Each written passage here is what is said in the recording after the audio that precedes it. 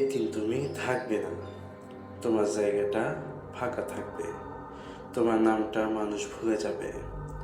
হয়তো কেউ এক ফাঁকে বলে উঠবে, আহারে ভালো মানুষ ছিল। কিন্তু তুমি কোথায় থাকবে তখন? ভাই ও বোনেরা, এই পৃথিবীটা একদিন ছাড়তে হবে।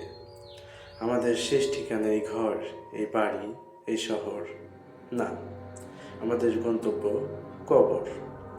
আল্লাহ বলেন, প্রত্যেক প্রাণীকে মৃত্যুর স্বাদ গ্রহণ করতেই হবে। আল ইমরান আয়াত 185। আজকে যে মানুষটার জানাজায় তুমি কাঁদলে, কাল হয়তো তোমার জানাজায় কাঁদবে তারা। মৃত্যুর পরে কি হয়? তোমার চোখ বন্ধ হবে, নাক কান দিয়ে বের হবে শীতল এক বাতাস। তোমার আত্মা নিয়ে যাওয়া হবে আসমানের দিকে। মালাকুল মউত বলবে, ওহে প্রশান্ত আত্মা, ফিরে চলো তোমার প্রভুর দিকে। অথবা, হে অপবিত্র আত্মা, বের হয়ে আয় আল্লাহর গজবের দিকে। কবরের প্রশ্ন। তুমি জানো তোমাকে প্রশ্ন করা হবে, তোমার রব কে?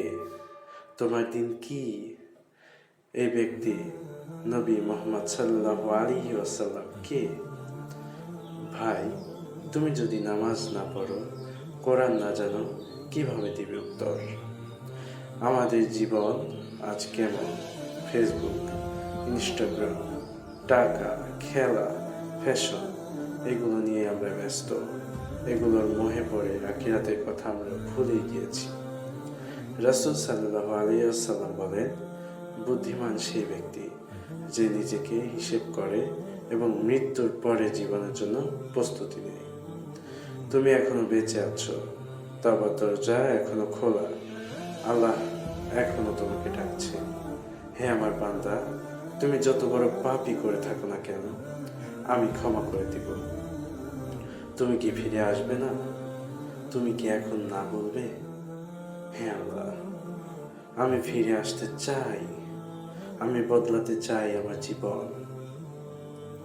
আল্লাহ আমাদের হৃদয়াত দান করুন। আমিন।